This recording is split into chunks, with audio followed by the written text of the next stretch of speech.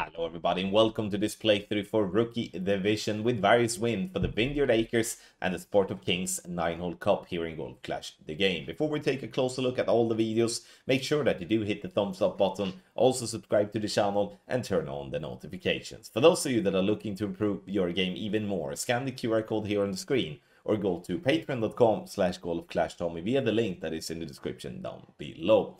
We do have the 7-day free trial open for those that do want to try out our checkpoint challenge guides or our tournament guides for expert and master division. So you can sign up for any package that has the sign up for 7-day free trial when you press to sign up. So it's very simple and very easy to get to the right place. But you find out on Patreon and then you use the link or the QR code to get to the platform.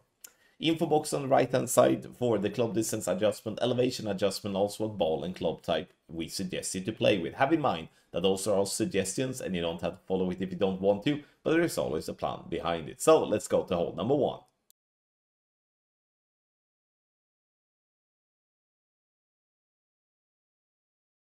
Hole number 1, we are going to go for the green slash the fairway around the green. And here, if you do have a ball that has more power than power 2, power 3, you can use that and you can have a much easier time.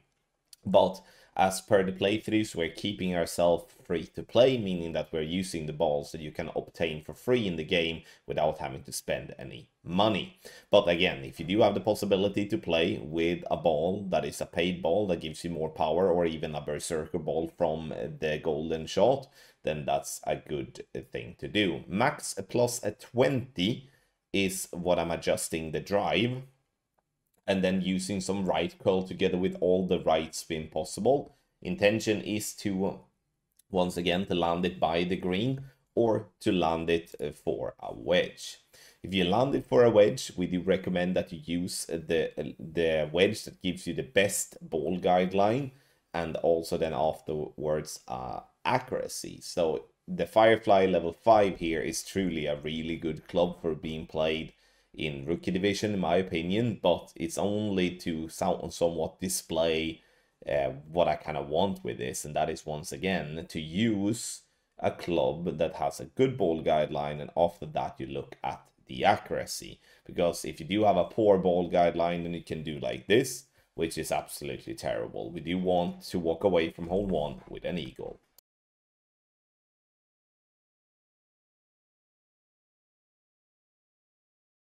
Hole number 2, the standard way of playing this hole is to bounce on the fairway that is there before the pin or before the green and bounce up attacking it. That's the standard way. Now, we have played this game for so long, some of us, that has opened up for like looking at rough bumps either to the left side of the green or just to the right side of the green. But those type of rough bump is going to require a decent chunk of side spin. That means that we are not really going to be able to play that with any sort of free-to-play ball.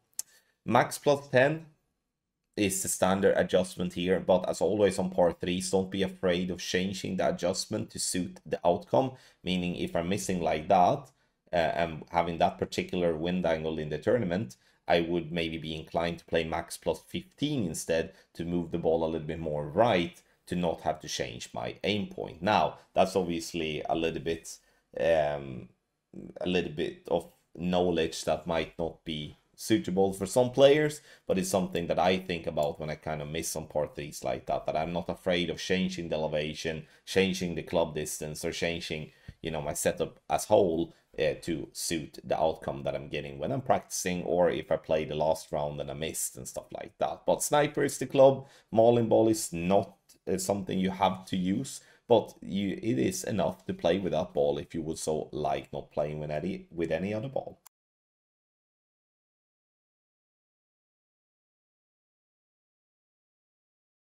Hole number 3, we are going to bounce over the water. If you do have a driver that do not have much curl, we do recommend to use a ball with side spin instead. So here I'm using a side spin 3 ball, such as a katana, using top spin and right spin, half a ball of right curl, and we are bouncing on the fairway over the water, rough and sand, and land for a long iron towards the pin. The drive here, in my opinion, is more of the simpler side of things. But the important part with the drive is to somewhat try to give yourself some sort of a consistency with the drive distance. Because if you have an intention of going for an albatross, then you are going to have to go for a rough bump, or you're going to have to go for a backspin shot. If you do not have higher level clubs, you can't really go for the backspin shot, which is to go past the pin and then roll back into the hole. So the rough bump will then become the play. And if you do not have a consistent drive distance, the rough bump is going to be pretty hard to somewhat determine what type of club range you're in. And that's the whole point with having a consistent drive. No elevation on the second shot. Is all about choosing the correct spins and the correct club distance, and then you have a very good chance for an albatross. And in a worst case scenario, you will just roll up and you will miss maybe like that, or maybe miss differently, and you have a very short putt to save the eagle.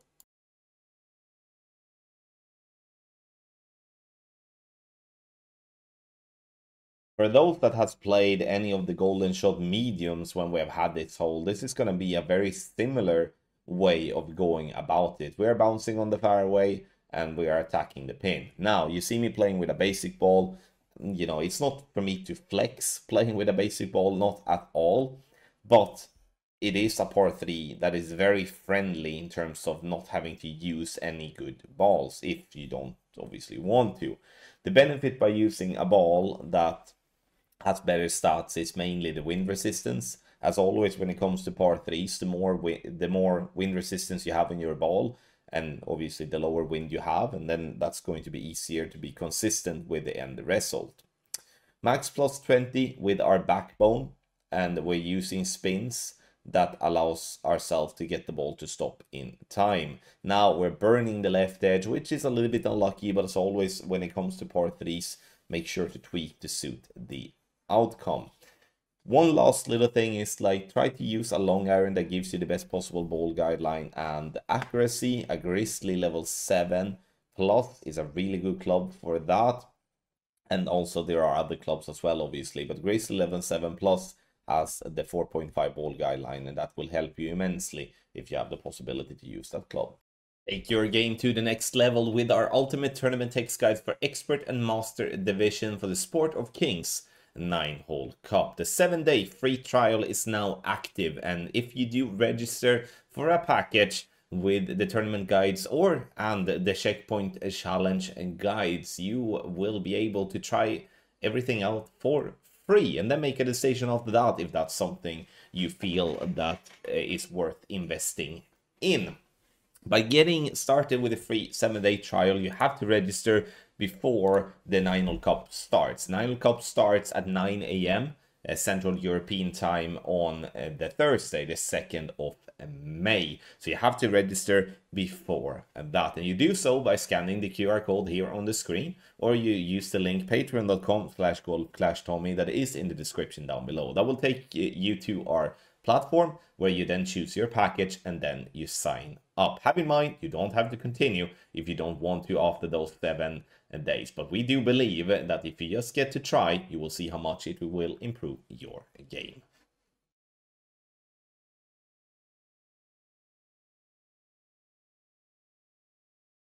Hole number 5 is a par 5 where we do benefit loads from playing with a ball with a lot of power. I will be playing with a power 3 ball here to show that it's possible to make an eagle even if only using a power 3 ball, but the suggestion in the info box on the right hand side that you can see is a power 5 ball such as the Berserker.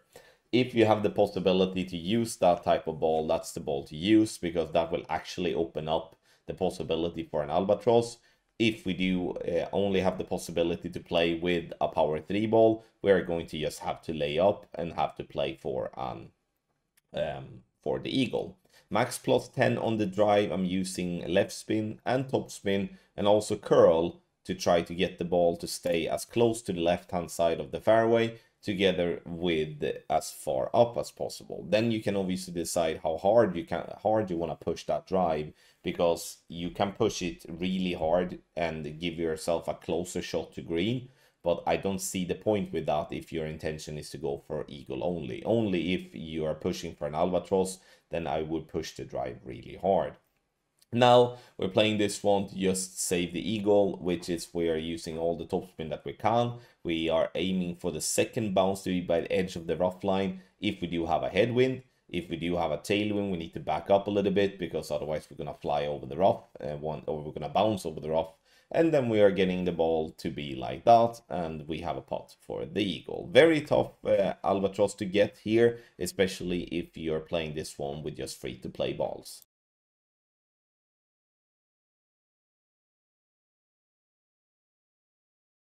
Hole number 6, we are going to lay up on the right hand side of the fairway, and we are here using a navigator ball. We are setting up with our quarterback at very close to max distance, and we're swapping to our extra mile. We are kind of realizing that we do need to have a little bit more power, especially when we do have a headwind, as we do not want to roll into the rough or have to adjust into the max line and have to use overpower.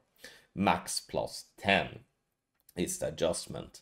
What you have to have in mind here is that this side we are always going to leave a sniper. If you do go on the left hand side of that rough and the bunker that is in the center there, then you're going to have a much shorter shot towards the pin, and I do feel that that's going to be in general a little bit more aggressive, but also gonna be fairly good chance for a drop.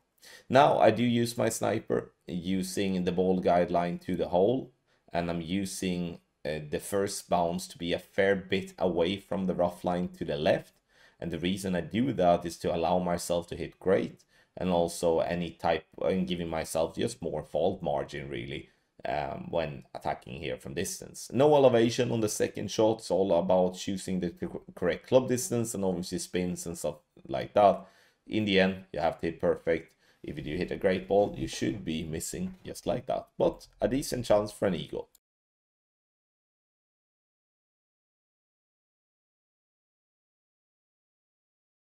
For hole number 7, the last par 3, and here the standard way here is to play bouncing on the fairway over the fringe. And the reason I say over the fringe is because there is a little downslope there, and that little downslope is, what can I say, a bit finicky, because it's very easy to get a glitch roll by bouncing there, is the point that I'm trying to make. I'm using a little bit of backspin. Don't be afraid of using side spin if you feel that that's necessary, and especially if you do not want to land as close to the rough line like I'm doing here, then there's nothing wrong by using a little bit of right spin to be able to move your aim more left. Mid plus 20 here, and the reason we're using the plus 20 is to compensate for the very high bounce we're getting there. You see how high that bounce is getting?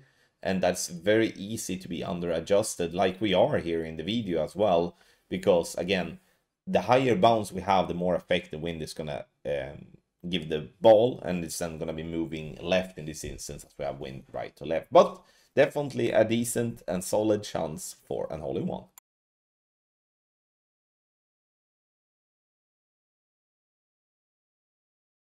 Hole number 8 is a pretty long par 5, not so much if we're trying to shoot directly onto the green, but there's a lot of rough and trees on the right hand side, and you can obviously go out of bounds if you're not reaching far enough. So you're gonna have to lay up here on the left, and as this is just, I mean, it's 90 degrees to the left here at the curve. And that's going to be obviously a long way towards the pin. So the drive in itself is pretty simple. You play it straight down the fairway using max plus 10 as the adjust on the drive, and then as much right spin that you can, together with somewhere between 3 to 6 bars of top spin. I like to use right curl as well, and the reason I use right curl is to kind of compensate for the extra push to the left that you're getting from the slope where we bounce on the fairway. Second shot, I go with a guardian, and the guardian is, I would say, the more conservative way of playing here, basically using the slope that is behind the green to let the ball fall back down towards the pin. What I mean with conservative is that this is a way of not taking any risks at all, but also the chance for a drop is going to be pretty slim, as you're going to have to be pretty lucky. What you can do is that you can use a rough bump that is there by the green. It's a pretty skinny rough bump though, so be careful if you do that.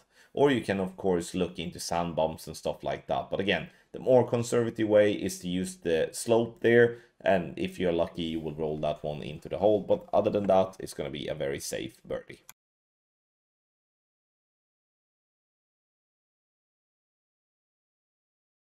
Hole 9 is one of the longer par 5s that we do have in the whole game. And the reason this one is so long is because we do have that massive rough in between the first two fairways. Because if you cannot reach over to the other side on your drive, which you can't really do if you're not having a lot of topspin boost. I mean, here from the front tee, you probably need to have topspin boost 5 together with like an apocalypse level 8 to even have some sort of a chance. It's not going to make it over all the time anyway, but at least to have some sort of a chance. But the normal way, or the standard way of playing this hole, is that we are actually playing for an eagle, and that an eagle should be considered a drop, because the albatross is not going to be obtainable if you do lay up like that.